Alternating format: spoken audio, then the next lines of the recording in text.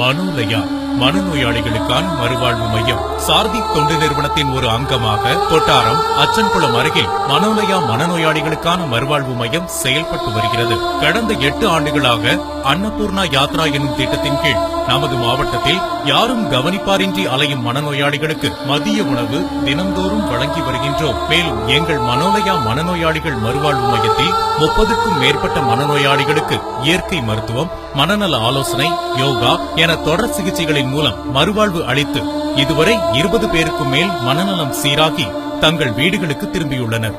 மேலும் எங்கள் சேவையை தொடர்ந்திட பண்டிகை நாட்கள், வீட்டு விசேஷ நாட்கள் என அனைத்து நிகழ்ச்சிகளையும் எங்களோடு கொண்டாடுங்கள்.